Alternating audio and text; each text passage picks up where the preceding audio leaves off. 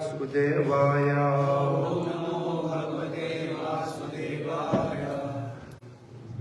कृष्णाय वासुदेवाय देवकी नंदनाय च नंदगोपकुमाराय गोविंदाय नमो नमः। नमो महावदन्याय कृष्ण प्रेम प्रदायते कृष्णाय कृष्ण चैतन्य नामनि गौरात्वेषे नमः। जय श्री कृष्ण चैतन्य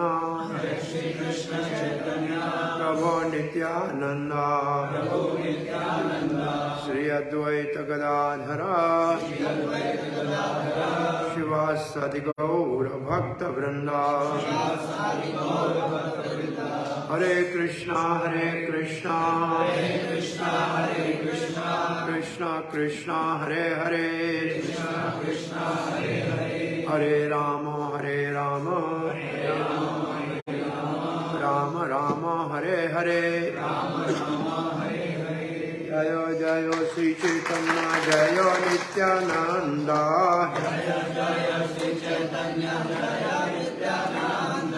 जय द्वैत चंद्र जय गौर भक्त वृंदा।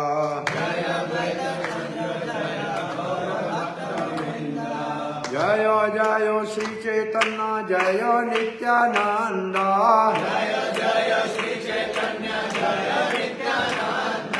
जय द्वैत चंद्र जय गौर भक्त वृंदा।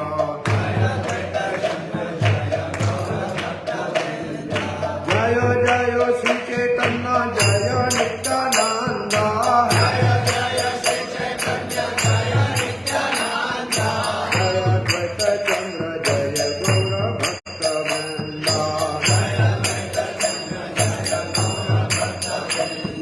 जय जय श्री चैतन्य जय नित्यानंद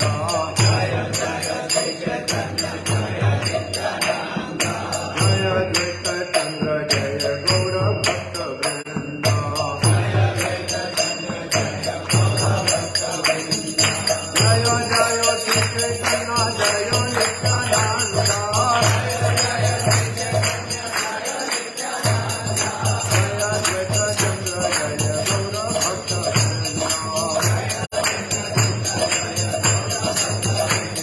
साई गौर प्रेमानंदे। श्री रोहिणी स्कान में प्रातः श्री चैतन्य चरितमृत के पावन आज दिवाली के दिन पे सत्संग में आप सब भाग्यशाली भक्तों का हार्दिक स्वागत है। हम श्री चैतन्य चरितमृत के श्री चैतन्य चरितमृत 3 भाग में है। आदि लीला चैतन्य महाप्रभु के जन्म से लेकर 24 साल की आयु संन्यास तक। मध्य लीला संन्यास के बाद 6 साल तक दक्षिण भारत से लेके वृंदावन तक भ्रमण की लीला को मध्य लीला कहते हैं। और शेष 18 वर्ष चैतन्य महाप्रभु जगन्नाथपुरी में जो रहे उसको अंत्य लीला कहते हैं। सो हम आदि लीला के 4थे अध्याय में भगवान श्री चैतन्य महाप्रभु के अवतार के अंतरंग जो कारण है, बाहर अंग कारण है चैतन्य महाप्रभु के अवतार का युग धर्म हरिनाम संकीर्तन का प्रचार करना। युग धर्म हरिनाम संकीर्तन का प्रचार उनका मुख्य बाह्य कारण है।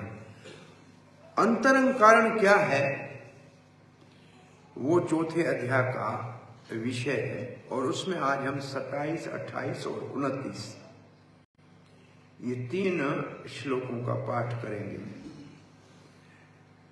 कविराज गोस्वामी कहते हैं, भगवान श्री चैतन्य महाप्रभु कहते हैं एई शुद्ध भक्त लया करीमो अवतार।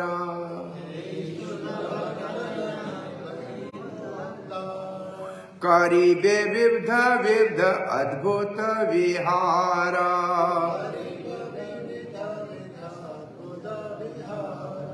वैकुंठ आज नहीं ये लीलार प्रचार।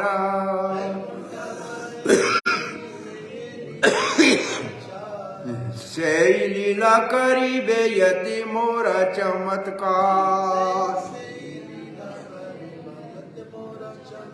यहाँ ये 29वां श्लोक लिखा है, इससे हम 2 श्लोक पहले के पढ़ रहे हैं।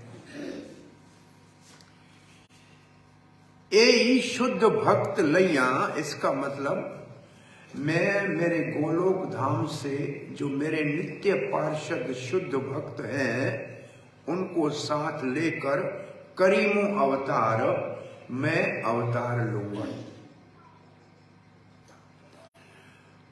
करीबे विविध विविध अद्भुत विहार, मैं उनके संग अद्भुत लीलाएं करूंगा। कहां करेंगे? नवद्वीप में करेंगे, जगन्नाथपुरी में करेंगे, ब्रह्मण के समय करेंगे। वह कैसी लीलाएं करेंगे? वैकुंठ आदि नाही यही लीलार प्रचार। ऐसी लीलाओं की जानकारी वैकुंठ आदि में भी नहीं है। वैकुंठ का में भगवान का माता पिता नहीं होता, वहां भगवान नारायण का जन्म नहीं होता है, वात्सल्य प्रेम है ही नहीं। वैकुंठ में तो 2.5 रस है, गोलोक धाम में 12 रस हैं पूरे। तो वैकुंठ में तो है 2.5 रस, शांत रस, दास्य रस और थोड़ा सा सखा रस है, आधा। मैं वो लीलाएं करूंगा जो वैकुंठ में जिनका पता ही नहीं, जानकारी ही नहीं। से लीला ले करीबे यद मोर चमत्कार, वो सब लीला मैं यहां करूंगा जिसमें लोग मेरा अद्भुत चमत्कार देखेंगे। और श्रील प्रभुपाद जी इसमें लिख रहे हैं, भगवान श्री चैतन्य महाप्रभु के रूप में जब श्री कृष्ण आते हैं तो वो अपने भक्तों को शिक्षा देते हैं कि वो शुद्ध भक्ति के अंदर कैसे आगे बढ़े। शुद्ध भक्ति में प्रगति के लिए भगवान श्री कृष्ण चैतन्य महाप्रभु के रूप में शिक्षा देने के लिए आते हैं और समय समय पर आते रहते हैं और अद्भुत लीलाएं करते हैं जिनमें अद्भुत दर्शन और शिक्षाएं होती हैं। तो अब ये प्रश्न उठता है कि चैतन्य महाप्रभु अवतार कब लेते हैं? जैसे भगवान श्री कृष्ण एक बार ब्रह्मा जी के दिन में अवतार लेते हैं, प्रायः चैतन्य महाप्रभु उसी द्वापर युग के उपरांत कल युग के पहले चरण में अवतार लेते हैं। जब श्री कृष्ण आते हैं द्वापर के अंत में और चैतन्य महाप्रभु आते हैं कल युग के आरंभ में। हमेशा नहीं, कभी कभार साथ में आते हैं। फिर प्रभुपाद जी लिखते हैं,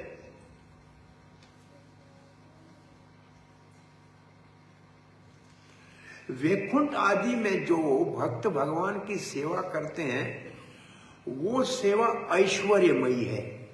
भगवान के प्रति हाथ जोड़ के आदर पूर्वक खड़ा होना होता है, तो उसको कहते हैं वो ऐश्वर्यमयी भगवान की सेवा बड़े आदर पूर्वक की जाती है, जिसमें भगवान को भगवान मान के सेवक अपने आप को सेवक मान के और बड़े ही जो है आदर पूर्वक सेवा करता है।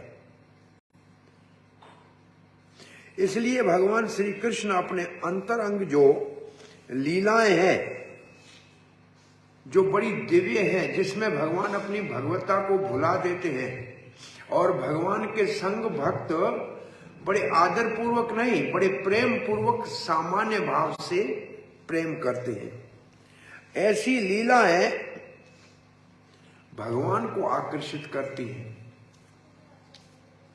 इसलिए भगवान श्री चैतन्य महाप्रभु ऐसी लीलाओं का रसास्वादन करने के लिए अवतार लेते हैं।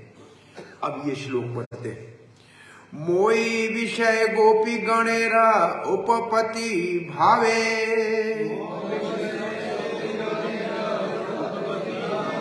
योग माया करीबे के अपना प्रभावे,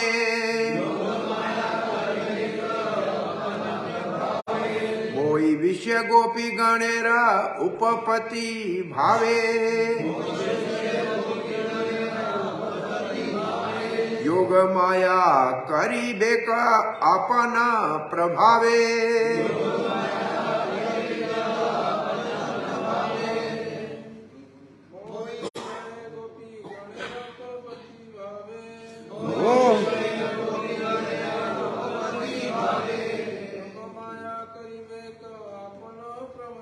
योग माया करीबा के अपना प्रभावे,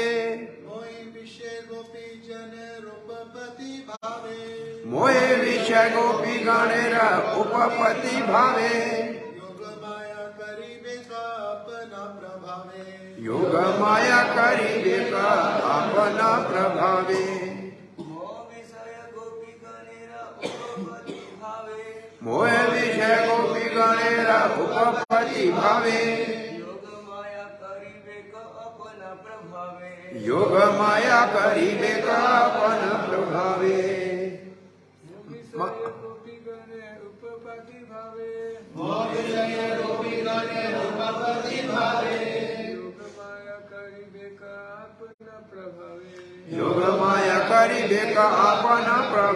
माता जी,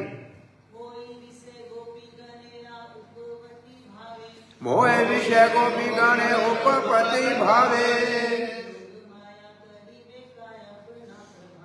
योग माया करीबे का अपना प्रभावे, मोहे विषय गोपी गणेरा उपपति भावे, योग माया करीबे का अपना प्रभावे,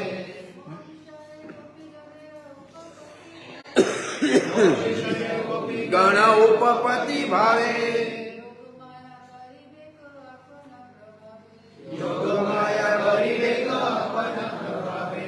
मोई विषय का मतलब है मेरे विषय में। इसका मतलब श्री कृष्ण के विषय में। गोपी गणेरा, गोपियां, गोपियां कौन है?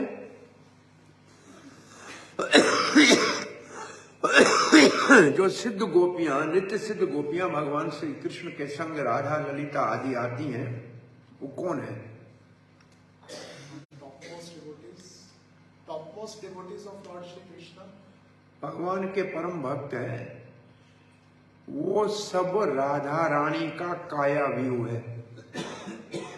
राधा रानी अपने एक से अनेक गोपियों में प्रकाशित करती है। सारी गोपी गण राधा रानी का काया व्यू है। काया मतलब शरीर, व्यू का मतलब विस्तार। तो राधा रानी कौन है? राधा रानी भगवान श्री कृष्ण का दूसरा स्वरूप है। राधा रानी श्री कृष्ण का माता का स्वरूप है, श्री कृष्ण पिता है। राधा रानी माता भगवान है, कृष्ण पिता भगवान है। दोनों एक हैं, दो नहीं। दुई एक आत्मा, दो देहधारी। एक है, दो नहीं। प्रभुपाद जी लिखते थे राधा कृष्ण भगवान, भगवान है नहीं, दो नहीं है, एक है। भगवान श्री कृष्ण आदि पुरुष भगवान श्री कृष्ण के सीधे हाथ की तरफ से बलराम जी पहले प्रकट होते हैं, और इससे फिर चतुर्व्यूह, फिर नारायण, फिर सब अवतार सब यहां सीधे हाथ की तरफ से, और वाम भाग की तरफ से राधा रानी प्रकट होती। यहां बलराम जी सीधे हाथ और वाम भाग में राधा रानी। राधा रानी से सारी शक्तियां, जो भी शक्तियां हैं, और हम जीव शक्ति है, वो भी राधा रानी का अंश है। शक्ति शक्ति का अंश है।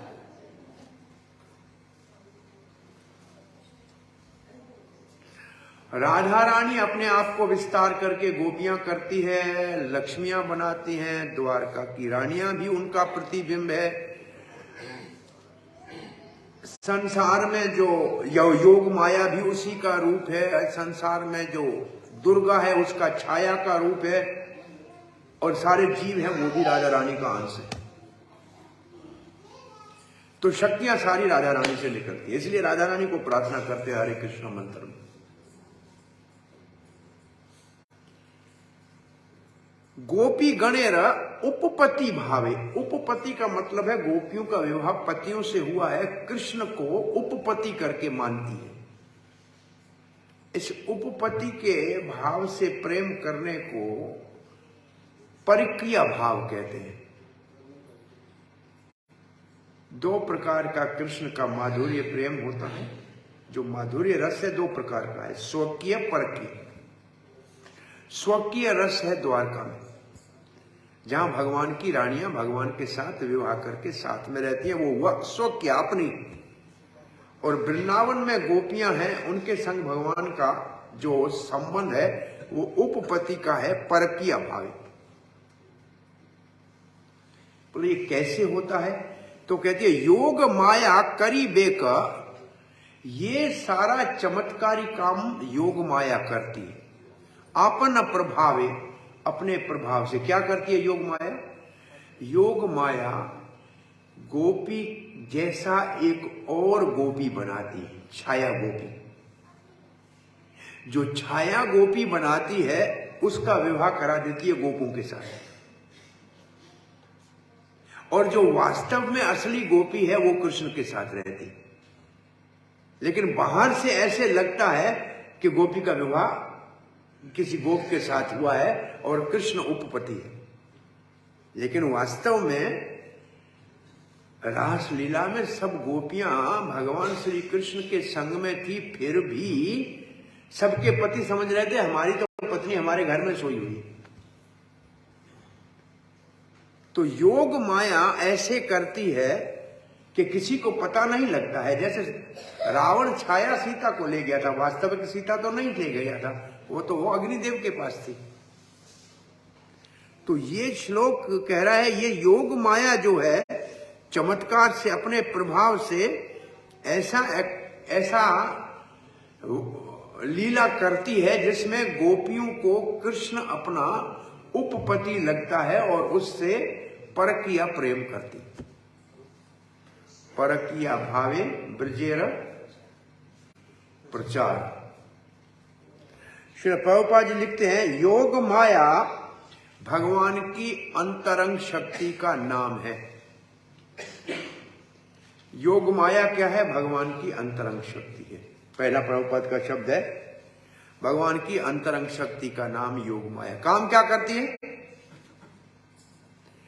भगवान को भुला देती है। भगवान को भुला देती है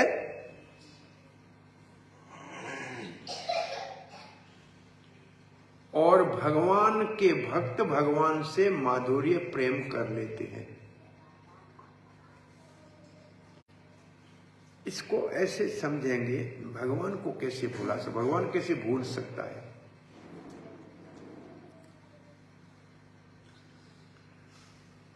योग माया भगवान अपने आप को भूल जाते हैं कि मैं भगवान हूं।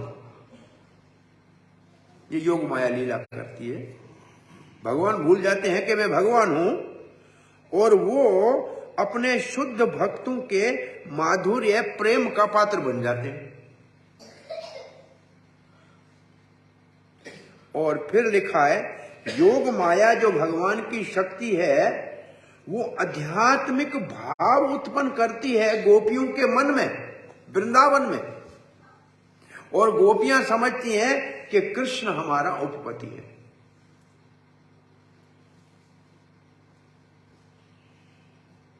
अब ये बहुत मुश्किल है समझना, हम आपको आसान बात कहें।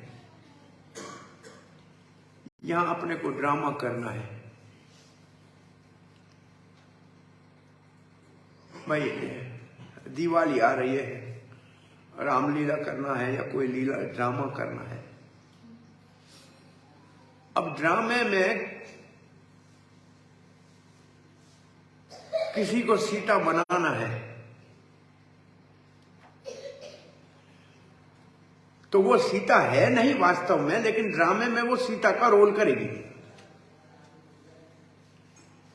और नीचे उतर के आएगा तो वो सामान्य जिसकी पत्नी है उसकी रहेगी, लेकिन वहां ड्रामे में वो तो राम की पत्नी रहेगी। भाई ड्रामे में जब ड्रामा कर रही है तो राम की पत्नी का ही अभिनय करेगी, और जब वहां से नीचे आएगी तो अपने घर जाएगी, अपने पति के घर जाएगा, अगर पास चली जाएगी।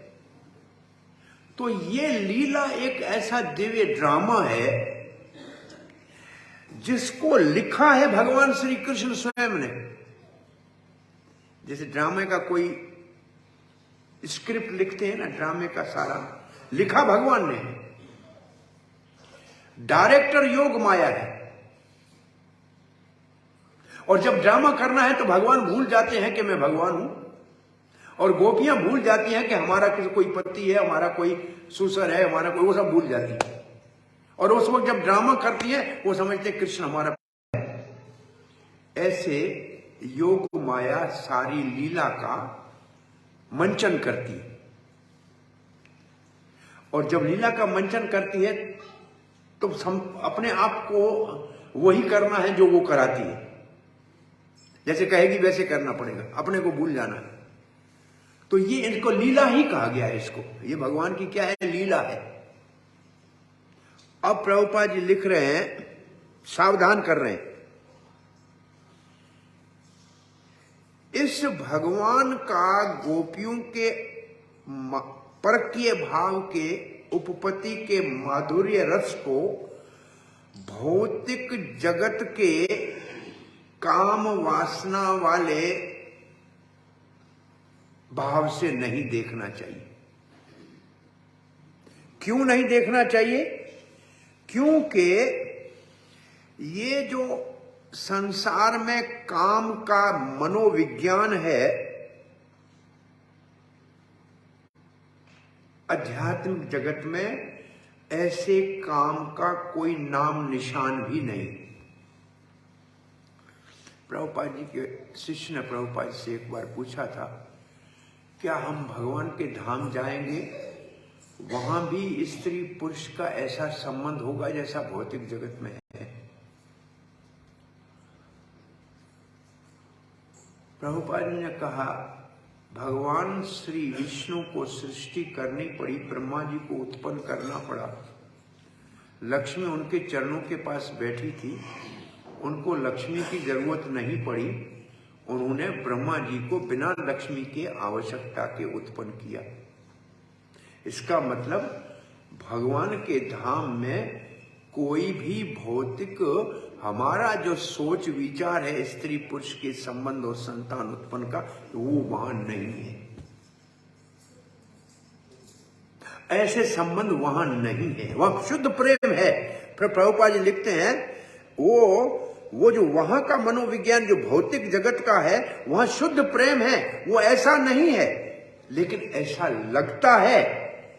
अब प्रभुपाद जी कहते हैं, अगर ऐसा आध्यात्मिक जगत में नहीं होता तो भौतिक जगत में आता कहां से? भाई जो असली चीज, भाई नकली बाजार में माल बनाते हैं ना, कि भाई सब नकली माल बनाया है, मार्केट में नकली माल चलता है, तो कहीं असली होगा तो उसको देख के नकली बनाया है ना, तो कहीं तो वास्तविक में होगा ना। तो भगवान के धाम में जो शुद्ध प्रेम है वो बिगड़ के संसार के अंदर काम के रूप में आ गया। तो ऐसा नहीं कि प्रेम भगवान के धाम में प्रेम है और वही बिगड़ के यहां काम बन गया।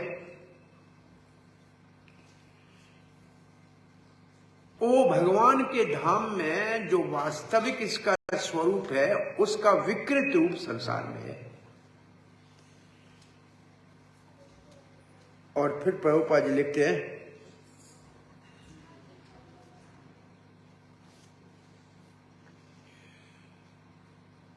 वास्तव में वहां जो सच्चा प्रेम है उसका तो यह नाम निशान भी नहीं है। श्री रूप गोस्वामी लिखते हैं कि गोपियों के विषय में कभी कभी शब्द लिखा है कि गोपियों ने काम से भगवान को पाया। इसलिए लिखा है कि शुद्ध प्रेम तो मान दुनिया के लोग जान ही नहीं पाएंगे, उनको तो केवल काम शब्द का पता है और उसी को वो सबसे ऊपर का आनंद मानते हैं।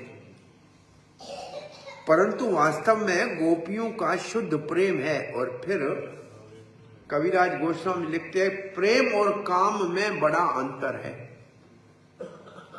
प्रेम सोने के समान है और काम लोहे के समान है। बोला विशेष अंतर क्या है? प्रेम में अपने प्रेमी के इंद्रियों को तृप्त करके सुख देने की कामना होती है और काम में जिससे प्रेम करते हैं उससे सुख प्राप्त करने की इच्छा होती है। दोनों बिल्कुल उल्टे।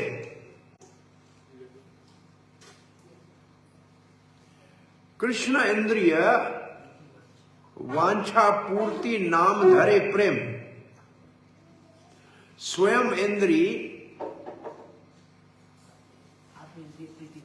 आपन इंद्री धरे नाम काम। अब जितने दुनिया के रिश्ते देखो उसमें सबका ये भाव होता है, सवा एक मां को छोड़ के, कि हमें इससे क्या सुख मिलेगा, मुझे इससे क्या सुख मिलेगा, काम, मैं इसको कैसे सुखी करूंगा, प्रेम। संसार में इसका नमूना सिर्फ एक मां है अभी तक, जो अपने बच्चों को कैसे भी सुखी देखना चाहती है, स्वयं को सुख मिले या न मिले। छोटा नमूना है।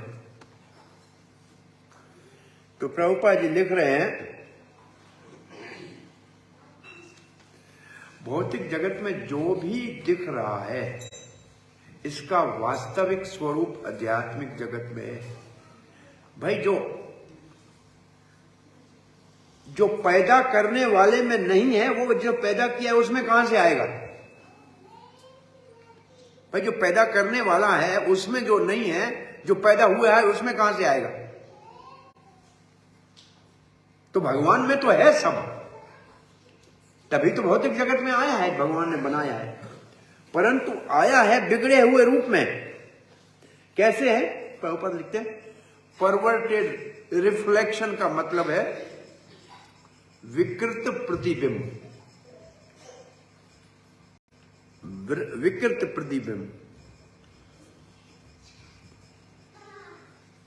एक कभी आपने देखा होगा, भक्त ड्रामा करते हैं लोगों को आध्यात्मिक जगत और भौतिक जगत की बात दिखाने के लिए। नदी का तट होता है, नदी के तट के ऊपर एक बहुत अच्छा आम का पेड़ होता है। पके हुए आम ऊपर पेड़ में लगे होते हैं, उसकी परछाई नदी में गिरती है। तो कोई व्यक्ति नदी में समझता है आम है और उसमें गोता खा के आम को पकड़ना चाहता है, लेकिन आम तो हाथ में आता नहीं। और बहुत धक्के खाने के बाद कोई बुद्धिमान व्यक्ति कहता है आम पानी में नहीं है, ये तो उसका प्रतिबिंब है। आम देखो वास्तव में ऊपर पड़ा है। ऐसे जो कुछ इस दुनिया में है वो सारा प्रतिबिंब है, विकृत। वास्तविक असली जो वस्तु है वो तो आध्यात्मिक जगत में। तो इसका मतलब आध्यात्मिक जगत में भगवान के प्रेम का जो वास्तविक स्वरूप है वो भौतिक जगत में काम के रूप में विकृत हो गया है। और प्रभुपाद जी लिखते हैं,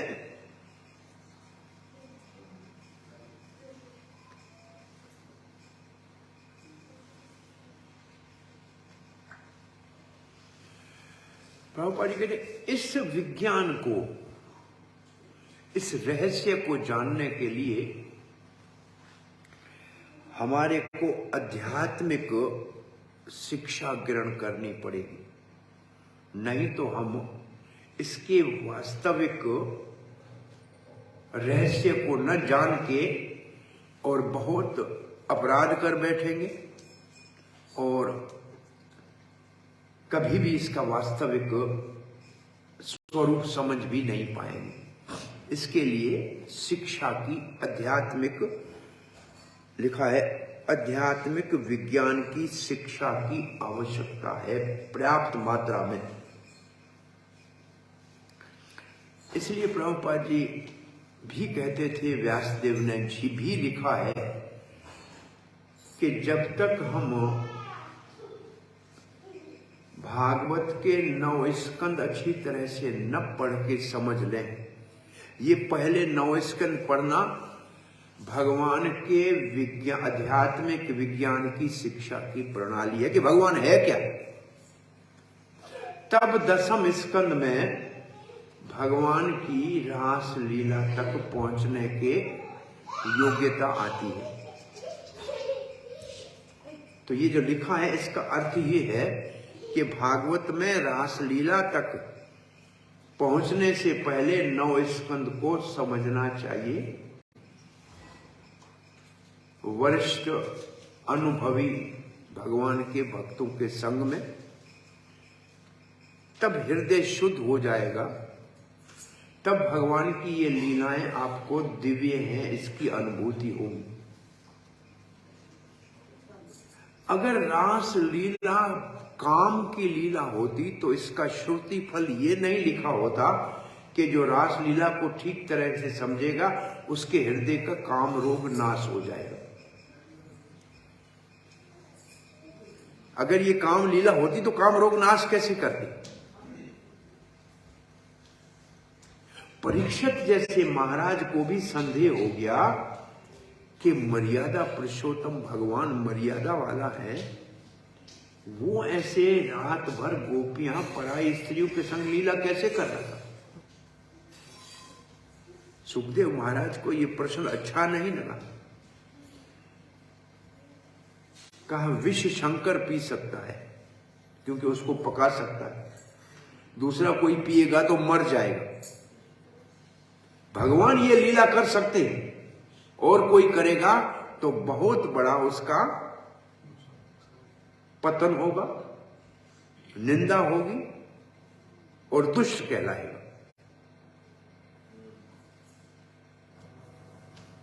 कि शंकर जी विष पान कर सकते हैं और कोई करेगा तो मर जाएगा। भगवान ये लीला कर सकते हैं, गोपियों के साथ उपपत्ति के भाव से रासलीला कर सकते हैं। अन्य कोई करने का सोचेगा भी तो बहुत दुष्ट कहलाएगा, अपराधी कहलाएगा, क्योंकि वो उसको समझ भी नहीं पा रहा है कि ये है क्या। अब ये कहने के बाद चैतन्य महाप्रभु का इससे क्या लेना देना।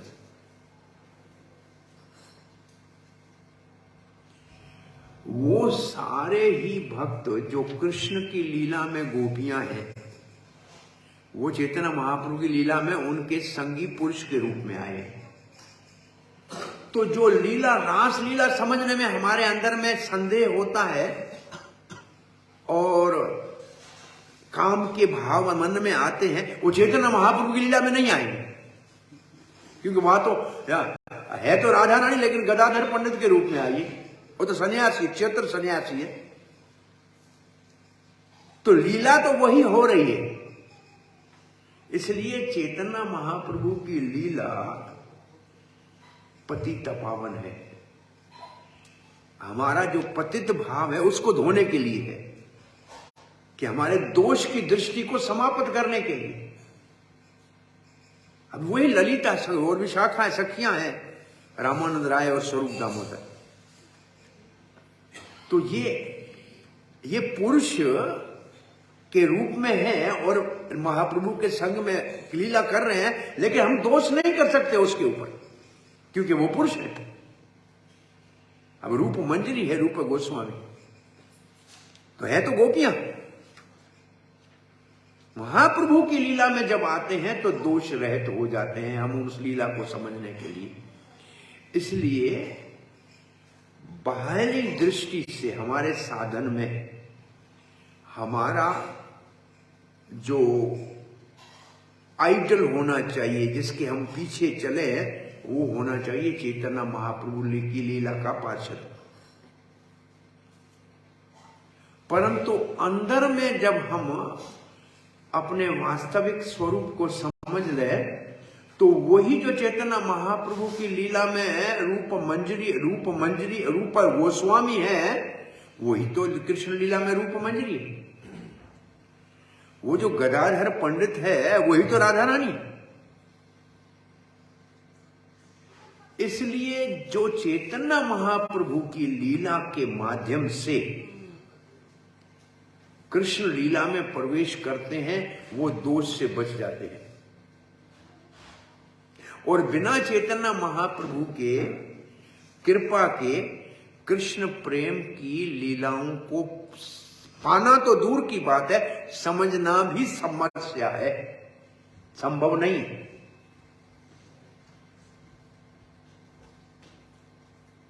तो चैतन्य महाप्रभु ये आगे पहले कृष्ण की लीला का सारा वर्णन करके फिर कहेंगे भगवान श्री चैतन्य महाप्रभु उस राग मार्ग की भक्ति देने के लिए अवतार लेकर आए हैं।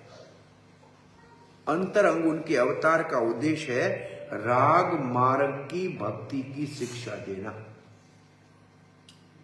और राग मार्ग की भक्ति के लिए हमारे को भगवान श्री कृष्ण के गोलोक वृंदावन के नित्य पार्षदों के चरण चिन्हों में चलना पड़ता है।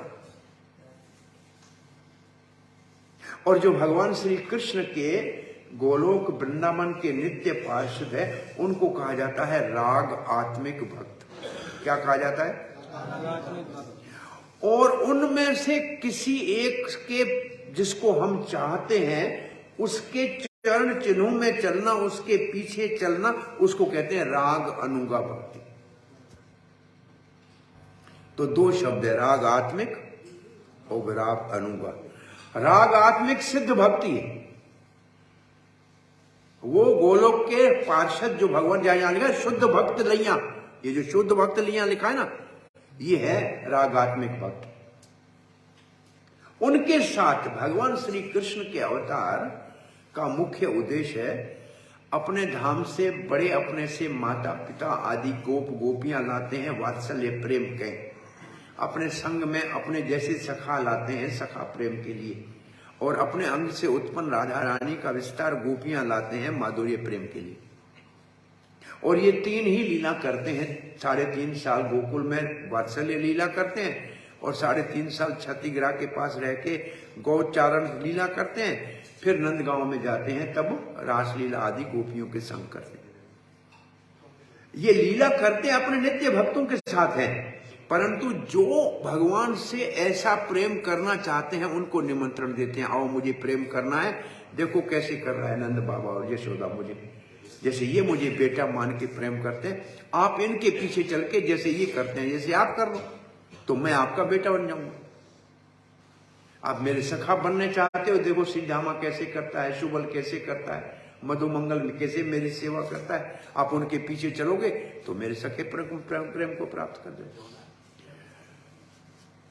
तो वही सारा प्रेम जो गोलोक धाम में श्री कृष्ण से माधुर्य भाव में गोपियां करती हैं, उसी प्रेम के भाव को सिखाने के लिए चैतन्य महाप्रभु ने अवतार लिया। और उस प्रेम की परिकाष्ठा है राधा रानी। आगे आएगा, राधा रानी का तत्व सिर्फ इसी अध्याय में है। राधा रानी का तत्व इस चौथे अध्याय में है कि राधा रानी है क्या।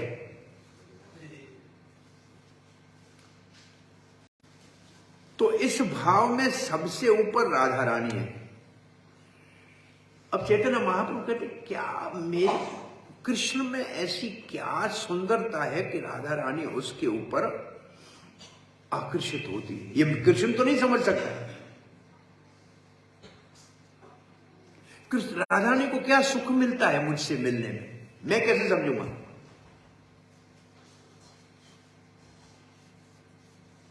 तो चैतन्य महाप्रभु राधा रानी के भाव में कृष्ण राधा रानी के भाव में प्रकट होकर चैतन्य महाप्रभु के रूप में उस राधा रानी को जो सुख मिलता है कृष्ण से मिलने का, उसका आस्वादन कर रहे, उसका रस आस्वादन करना चाहते हैं। और हमको भी उसी प्रकार से कृष्ण के प्रति राग मार्ग की भक्ति का शिक्षा देना चाहते हैं। ये चैतन्य महाप्रभु का मुख्य उद्देश्य है कि हमें राग मार्ग की भक्ति सिखाएं। आगे श्लोकों में आएगा, ये पढ़ा है यहाँ, इसको देख भी सकते हैं अभी।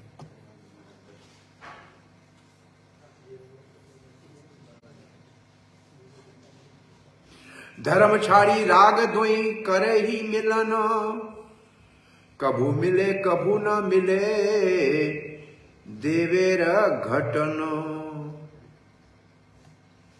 धर्म छाड़ी सर्वधर्मान परित्यज, गोपियां हैं सर्वधर्मान परित्यजी की कक्षा की। धर्म छाड़ी राग दोही करे ही मिलन, अति प्रेम आसक्ति के कारण मिलन करती है। कभी गोपियां मिलती है, कभी नहीं मिलती हैं। मिलता है तो नहीं मिलती है तो वे प्रलंबा भाव होता है, अति प्रेम और बढ़ता है। अभी इसको ये सारे श्लोक आगे आएंगे। ये सब रस निर्यस करीबे आस्वादन, यही द्वारे करीबे सब भक्तेर प्रसाद। बोला ऐसे चैतन्य महाप्रभु कहते हैं, भगवान श्री कृष्ण सोचता है जो ये मैं अपने भक्तों के साथ प्रेम का, सखा रस का या वात्सल्य रस का या माधुर्य रस का रस आस्वादन करता हूं, ये मेरे भक्तों को प्रसाद दूंगा। इसी प्रसाद देने के लिए चैतन्य महाप्रभु का अवतार हुआ। ये प्रसाद मैं दूंगा।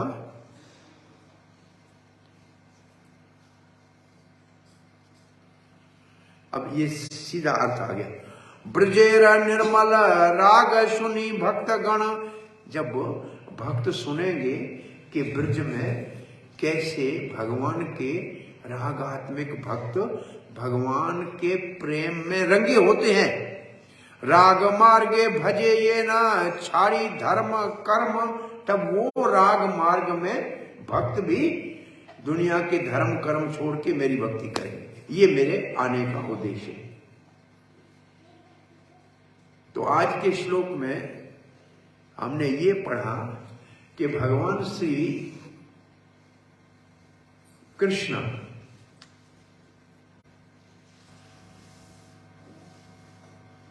कह रहे हैं कि मैं जब अवतार लेता हूं तो मेरे शुद्ध भक्तों को पहले मैं भेज देता हूं या अपने साथ ले आता हूं और उनके साथ ऐसी विचित्र लीला करता हूं जो वैकुंठ में भी अलभ्य है, दुर्लभ है, होती ही नहीं।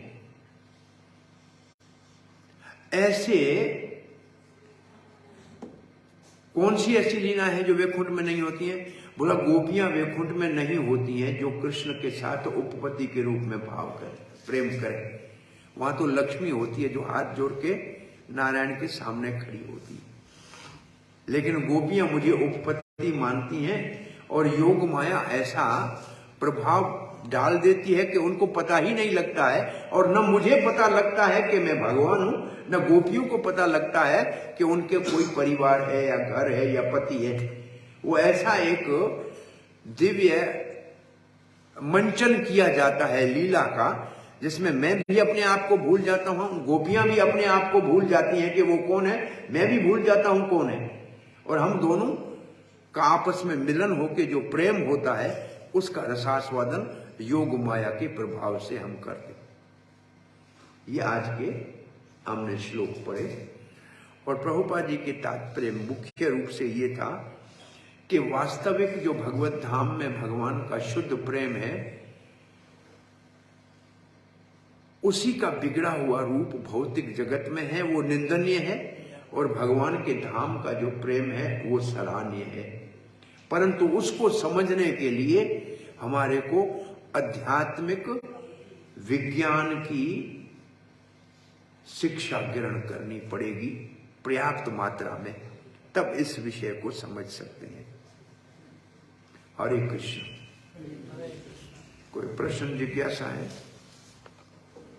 हाँ जी।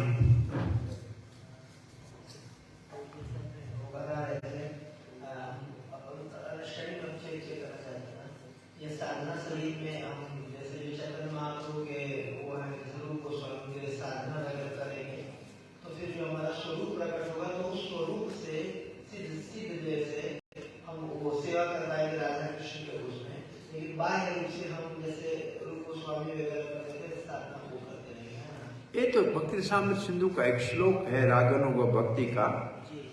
साधन में हम चेतना महाप्रभु के पार्षदों का अनुगमन करेंगे, साधन में बाहर जैसे नाम जपेंगे, पूरा प्रणाम करेंगे, पूजन करेंगे, शास्त्र पढ़ेंगे, परंतु अंदर में ध्यान में वो जो पार्षद चेतना महाप्रभु की लीला का है, वो कृष्ण लीला में जो पार्षद है उसके अनुगत होके और राग अनुग मार्ग से अंदर में चिंतन करेंगे। बाहर साधक रूपे और अंदर सिद्ध रूपे उसका ध्यान करेंगे। तो ये भी तब होगा जब कम से कम चेतना अपना भक्ति सिद्धांत सरस्वती गोस्वामी महाराज के शिक्षाओं के अनुसार श्रवण दशा पहले सुनना चाहिए, और फिर है श्रवण दशा, और दूसरे को कहते हैं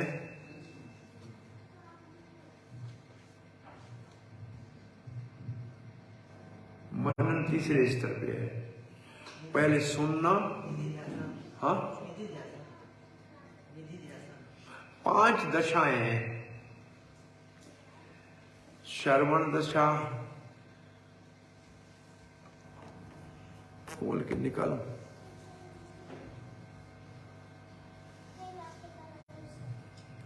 पहले सुनना, फिर समझना, फिर चिंतन करना, और चिंतन करने में भी 5 स्तर हैं।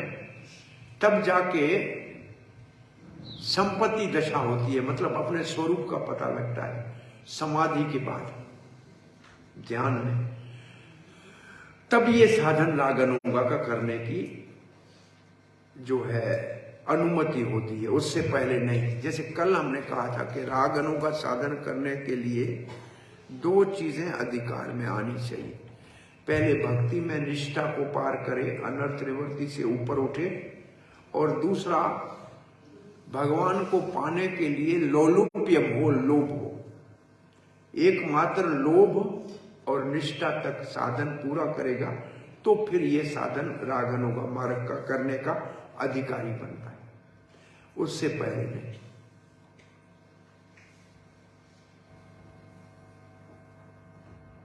वर्ण दशा ये है 8वें श्लोक में मैं समझता हूं, श्लोक नंबर 8।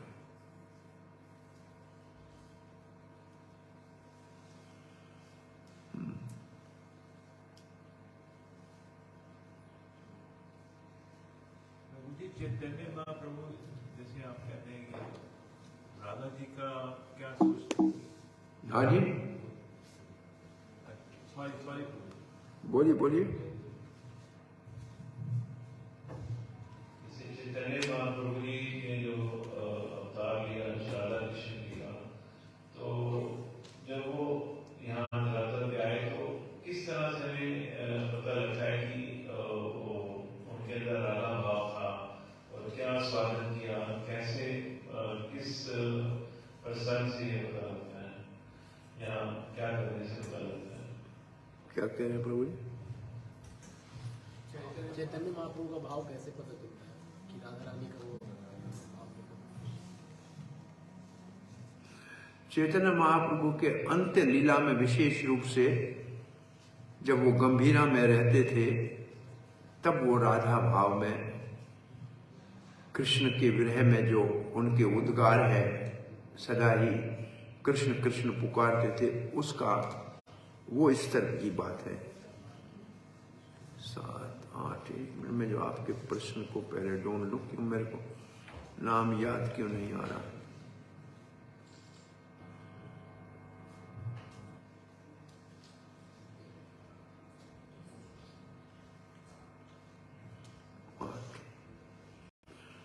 तन्नाम रूप चर्यादि सुख इसमें होना चाहिए।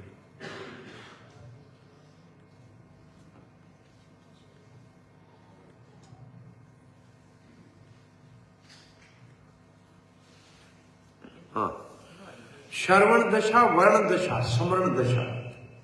पहले है श्रवण दशा, फिर वर्ण दशा, उसका मतलब उसको वर्ण करना, फिर है सुमरण दशा, उसके 5 स्तर है। सुमरण, धारणा, ध्यान, अनुस्मृति, समाधि। उसके बाद है आपन दशा, फिर है संपत्ति दशा। तब हमारे को अपने स्वरूप का पता लगता है। अनुवृत्ति जो भक्तिसिद्धांत सरस्वती गोस्वामी महाराज की टीका है, उसमें कब करना चाहिए ये काम, ये करना चाहिए सुमरण दशा के बाद। आपन दशा जब हो, आपन दशा में हमारे को अपने वास्तविक स्वरूप का पता लगता है। श्रवण दशा, वर्ण दशा, सुमरण दशा, आपन दशा और संपत्ति दशा, ये 5 स्टेज है। अब आपका क्या प्रश्न था प्रभु? चैतन्य महाप्रभु को क्या पूछा आपने? ऐसे कौन सा दृष्टांत है जिसमें ये पता लगे कि राधा चैतन्य महाप्रभु जी जो राधा क्या सोचती थी उनके बारे में, मनोज के भाव कैसे उनको पता लगते थे, कैसी कौन सी लीला करी उन्होंने ऐसी, इससे ये स्पष्ट हो जाए कि वो राधा कृष्ण के चैतन्य महाप्रभु के शिक्षा अष्टकम के श्लोक से अंतिम श्लोक राधा रानी का भाव है।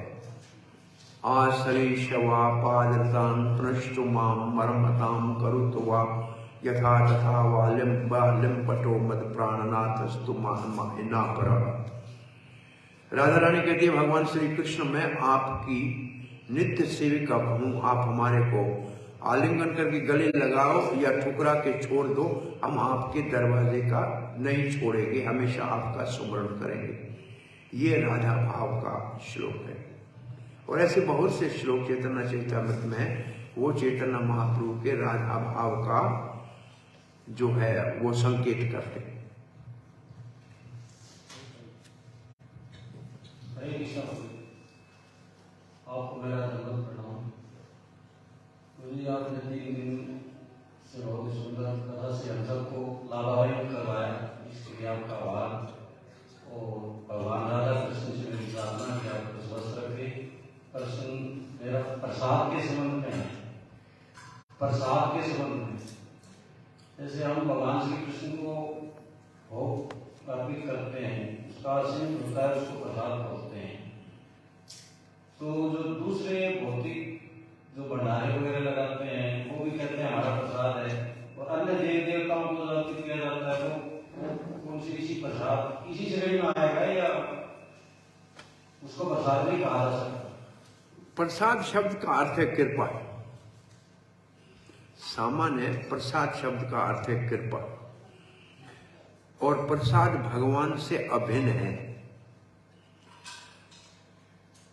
हरे कृष्ण आंदोलन में भक्त कृष्ण भक्त प्रसाद खा के ज्यादा बने हैं। जो प्रसाद खाने से आप हरे कृष्ण जपना शुरू करो वो है वास्तविक प्रसाद, और जो प्रसाद खा के सो जाओ वो प्रसाद नहीं है। ये इसको आप ऐसे ही समझ लो।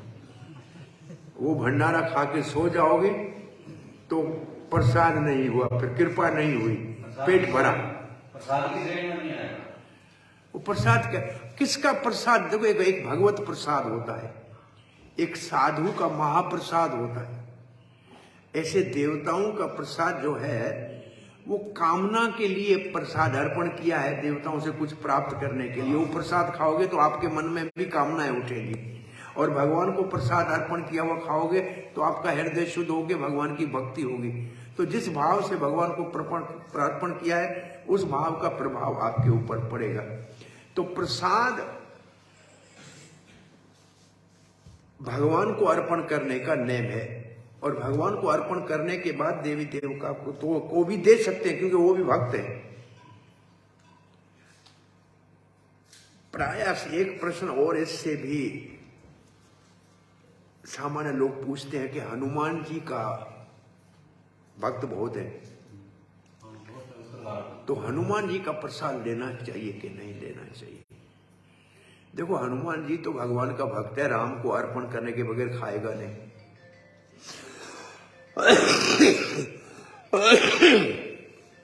श्री प्रभुपाद जी ने तो लिखा है ऐसे कि आप जब देवी को भी प्रसाद अर्पण करते हो तो वो जानती है भगवान को अर्पण करने के बाद खाएगी, वो नहीं खाएगी बिना भगवान को अर्पण। कोई देवता बिना भगवान को अर्पण करके नहीं खा सकते। तो हनुमान जी राम जी को तो अर्पण करेगा ही करेगा, तब तो वो महाप्रसाद होके हनुमान जी ने ग्रहण किया होगा तो महाप्रसाद होके आएगा। अब समस्या ये है कि जो हनुमान जी को जिसने प्रसाद अर्पण किया उसकी भावना क्या थी? उसकी भावना थी कि हनुमान जी हमारे को भक्ति दे राम जी की, तो प्रसाद उसका हमारा हृदय पवित्र करेगा। उसकी भावना थी कि हनुमान जी हमारी धन दौलत को बढ़ाए, तो उसका प्रसाद आपके मन में भी वो भाव लाएगा कि हमारा धन दौलत बढ़े। तो उसकी भावना अर्पण करने वाले के ऊपर बहुत बड़ा प्रभाव उसका पड़ेगा। आपत्ति कोई नहीं है हमको खाने में, अगर शुद्ध भक्ति से अर्पण किया हुआ हो, क्योंकि देवता तो भगवान को अर्पण करके फिर ही खाएंगे, ऐसे नहीं खाएंगे। प्रभुपाद ने यह भी लिखा उधर कि देवी को मांस जब देते हैं वो उनके भूत प्रेतों के लिए होता है, क्योंकि वो भगवान को अर्पण नहीं होता है, वो उनके जो भूत प्रेत हैं उनके लिए होता है, इंसान के लिए नहीं होता है। और शुद्ध प्रसाद है वो तो भगवान को अर्पण करके फिर ही खाएगी, वो तो भगवान की भक्त है। जैसे कि माया का सिद्धांत है कि जो सभी जीवात्मा है वो भगवान है, मायावाद ऐसे कहते हैं। क्या सिद्धांत है हमारा? नहीं, हमारा मायावाद हाँ, मायावाद का सिद्धांत क्या है? जो जीवात्मा है वो भी भगवान है अभी, और हम इसका तर्क देते हैं कि अगर वो भगवान है तो वो माया में कैसे है ना? भगवान माया में कैसे आ सकते हैं? क्योंकि भगवान ने माया बनाई है तो भगवान माया में कैसे आएंगे? लेकिन अभी मैंने के किताब में लिखा था कि योग माया है वो भगवान को भी भुला देती है, वो भगवान है। तो ऐसे कैसे, मतलब यानी योग माया शक्तिशाली भगवान से मायावादी का मतलब है, पहले उनका दोष मायावादियों का ये है कि भगवान जब अवतार लेते हैं तो वो कहते हैं सतोगुण का शरीर ब्रह्म धारण करता है। ब्रह्म सतोगुण का शरीर धारण करे तो अवतार, रजोगुण में शरीर धारण करता है तो फिर देवता आदि बनता है, तमोगुण में शरीर धारण करता है ब्रह्म तो मानव बनता है। वो तीनों गुणों से अंतर मानते हैं उनको।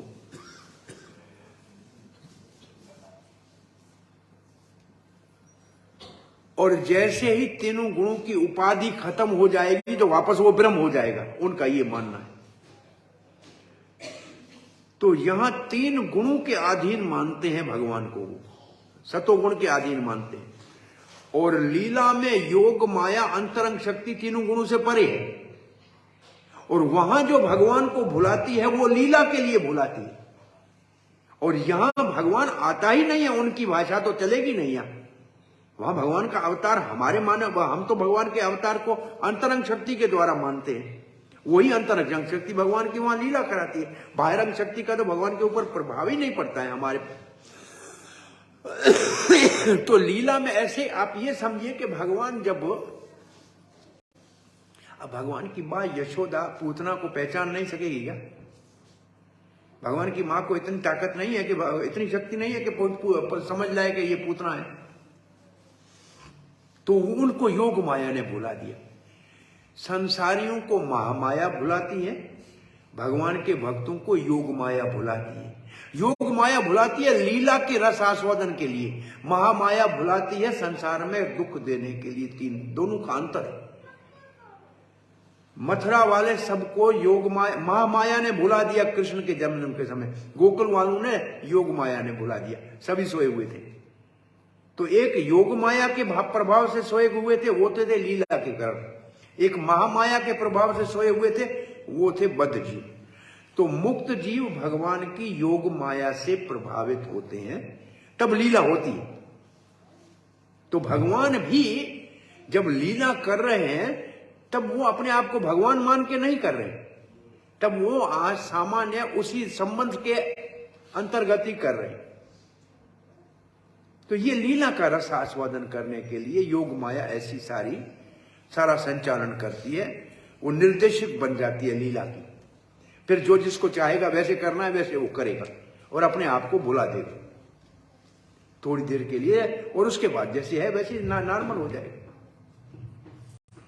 तो ये लीला के घटन के लिए योग माया का प्रभाव है। हरे कृष्ण। हाँ जी, हरे कृष्ण। बहुत बहुत धन्यवाद प्रभु जी। मेरा प्रश्न है, जैसे आज के प्यार में भी आया और पिछले प्यारों में भी आया, और इससे ये तो समझ आ गया है कि प्रेमा भक्ति जो है वो श्रेष्ठ है, लेकिन हमारा भाव अक्सर ये रहता है कि हम भगवान को आदर देते हुए और अपने आप को सेवक समझते हुए सेवा करते हैं। तो इस आदर वाली जो भक्ति है उससे प्रेमा भक्ति की तरफ जाना जो है वो कैसे जाए, क्या करें कि प्रेमा भक्ति की तरफ पहुंचे हम?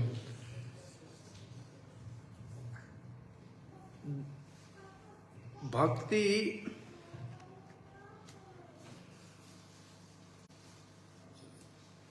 उत्तम भक्ति पहले जो आदर पूर्वक करनी है, नेम के अनुसार करनी है, शास्त्र की मर्यादा में करनी है, गुरु के आदेश से करनी है, उसका नाम है साधन भक्ति। और वो साधन भक्ति करते करते वो हमारा स्वभाव बन जाएगी। तब हमारे को शास्त्र के निर्देश की जरूरत नहीं है, परंतु इसका अर्थ नहीं है कि हम शास्त्र का उल्लंघन करेंगे।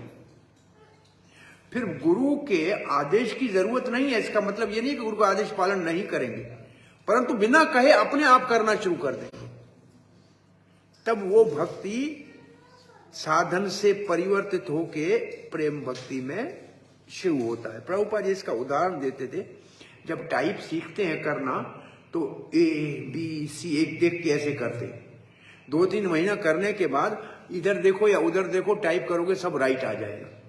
तो पहले देख देख के करते हैं तो टाइम लगता है, फिर अभ्यास हो जाता है तो अपने आप कर लेते हैं। या दूसरा उदाहरण देते थे, बच्चा पहले स्कूल में ले जाते हैं तो पकड़ के ले जाना है, रोता है, चिल्लाता है, 2-4 महीने उसको ऐसे करना पड़ता है। उसके बाद कुछ नहीं करो, अपने आप तैयार होगा, बस्ता उठाएगा, चला जाएगा। तो पहले जो साधन करना है वो हम अब कर रहे हैं, और करते करते फिर अपने आप सब कुछ करने की जरूरत पड़े, फिर अपने आप होने लगेगा, स्वाभाविक होने लगेगा। उसके लिए अन्य प्रयास करना ही नहीं पड़ेगा। वो असल में फिर प्रेम का स्तर आता है। तो वो एक अपने आप समय आने के ऊपर वो आ जाएगा। पहले साधन भक्ति शुरू करते हैं, जो समय है ये एक पर्टिकुलर टाइम के बाद ही आएगा या कुछ समय लगेगा। भाई अब तो कितना टाइम लगता है टाइप सीखने में, बच्चों को स्कूल में जाने में कुछ समय तो लगता है, उसके बाद अपने आप होने लग जाते हैं। फिर जीवन का एक स्वभाव हो जाता है, उसके लिए अलग प्रयास नहीं करना पड़ता है। अब प्रयास करना पड़ा है, फिर प्रयास नहीं करना पड़ेगा, फिर वो स्पॉन्टेनियस हो जाएगी।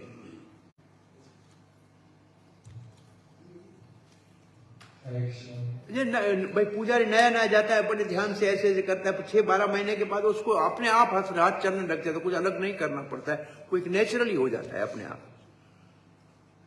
तो पहले साधन करना पड़ेगा, तब सिद्धि की प्राप्ति होगी। हरे कृष्ण। जैसे कि हम जनरली जो भी प्रैक्टिसेस करते हैं, जो भी व्यवहारिक रूप से माला करते हैं, तो हम राधा कृष्ण की ज्यादा वर्शिप करते हैं, महाभारत में भी राधा कृष्ण रहते हैं।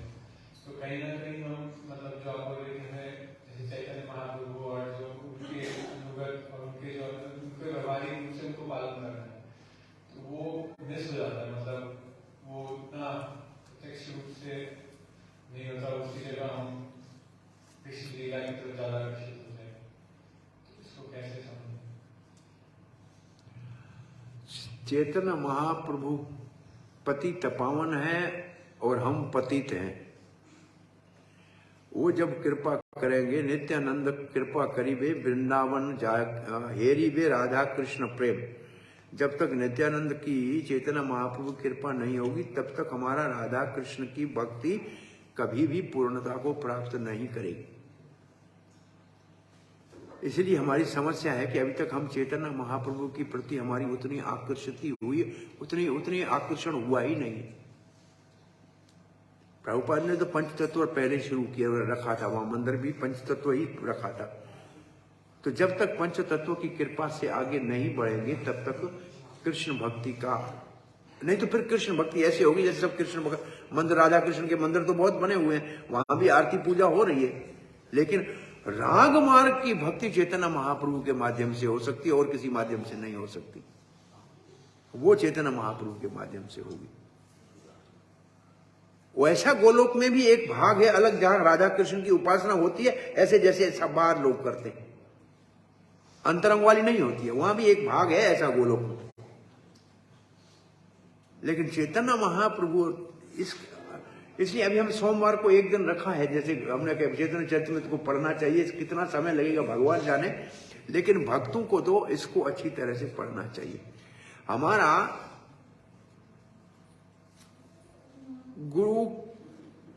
गुरु है नित्यानंद का प्रतिनिधि, गुरु की कृपा से नित्यानंद का आश्रय लेके चैतन्य महाप्रभु के चरणों का आश्रय लेंगे, तब राधा कृष्ण की भक्ति में हम परिपूर्णता को प्राप्त कर सकेंगे। कृष्ण प्रेम बिना चैतन्य महाप्रभु के नहीं मिलेगा, और चैतन्य महाप्रभु किसी को कृष्ण प्रेम नहीं देते जब तक नित्यानंद उसके लिए सिफारिश नहीं करते, और नित्यानंद उसके लिए सिफारिश करते हैं जो जगाई माधाई जैसों को जाके प्रचार करता है। तो इसलिए आप यहां प्रचार कर रहे हैं जगाई माधाइयों को, इसलिए चैतन्य महाप्रभु बिना मांगे नित्यानंद की कृपा मिल रही है, तब आगे आपकी भक्ति बढ़ रही है। लेकिन नित्यानंद की कृपा के बगैर चैतन्य महाप्रभु कृपा नहीं करेंगे, और महाप्रभु की कृपा के बगैर कृष्ण प्रेम नहीं मिलेगा, और रास्ता ही नहीं। हरे कृष्ण। हाँ जी, तो जी जैसे आपने बताया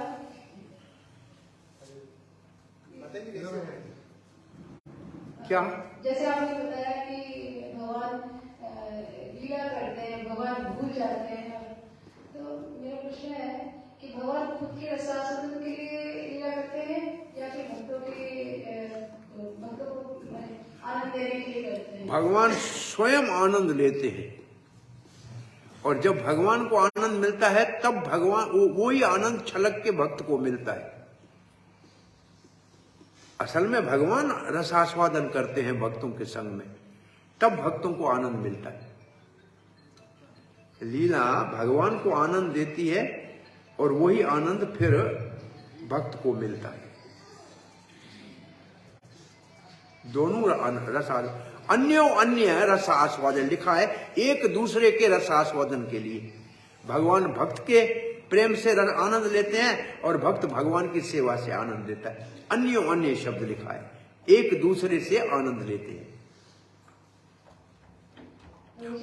हाँ, आनंद के लिए और ज्यादा चाहिए, एक से नहीं होता है, इसलिए बहुत सी गोपियों की आवश्यकता पड़ती है आनंद की वृद्धि के लिए।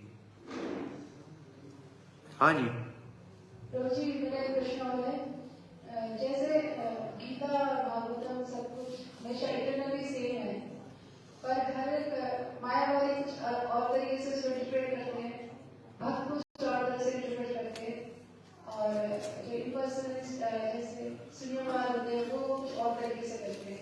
ऐसा क्यों? क्या मायावादी क्या?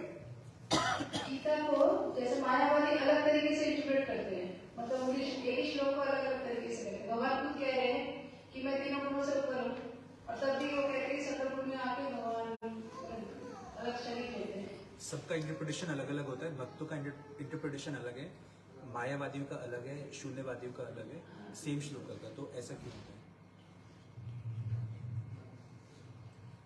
अरे कि जितनी जिसको समझ होगी उतना ही वो उसको समझ पाएगा। भगवान को पूर्ण कोई नहीं समझ सकता है। ये तो 4-5 अंधे हैं, हाथी को हाथ लगा के, कोई टांग को हाथ लगा के कहता है ये तो खंभा लग रहा है, पेट को हाथ लगा के कहता है ये दीवार लग रही है, पूंछ को हाथ लगा के कहता है रस्सी है, कान को हाथ लगता है पंखा है। गलत भी नहीं है लेकिन सही भी नहीं है।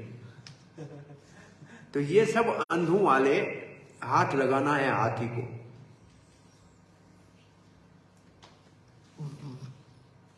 संस्कृत के एक शब्द के 14 अर्थ होते हैं।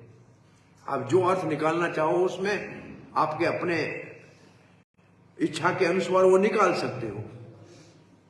इसमें कोई परंतु भगवान ने किस भाव से कहा उसको कौन समझ सकता है? जो भगवान की भक्ति करता है। शब्द वही है, लेकिन उसका अर्थ बहुत सारे निकल सकते हैं। अब देखिए, रासलीला में भी लिखा हुआ है रमा। अब रमा तो लक्ष्मी को कहते हैं। अब रासलीला में लक्ष्मी तो आज तक प्रवेश हुआ ही नहीं, लेकिन वो लोग लिखेंगे लक्ष्मी रमा लिखाएगा, इसका मतलब लक्ष्मी हो गया। लेकिन राधा रमन नहीं है क्या भाई? वहां राधा रमा है। रमापति रामचंद्र की जय, तो रमा सीता हो गई कि नहीं हो गई? रमापति कृष्णचंद्र की जय, तो यहां राधा होगी ना। तो शब्दों का अर्थ लोग केवल शब्दों तक समझते हैं, लेकिन उसके भाव को समझने के लिए आचार्य जिनकी हृदय शुद्ध है, जिसके अंदर वो लीला घटित होती है, वो जो अर्थ लिखते हैं वो सत्य है। एक बहुत बड़ा पढ़ा लिखा डिक्शनरी से अर्थ लिखे और एक देख के अर्थ लिखे, उसमें कितना अंतर है? इतना अंतर है आचार्यों की टिप्पणी में, प्रभुपाद जी की टिप्पणी में और सामान्य व्यक्तियों के लिखने में। चीज एक ही है, अर्थ अलग अलग निकलते हैं, दृष्टिकोण भी अलग अलग है। एक सरकार से परमिशन लेनी, जैसे हमारे को रथ यात्रा की परमिशन लेनी हो, तो उन्होंने लिख दिया जाने दो, रोको मत। हमारे को तो ये लिखने में आया जाने दो, रोको मत।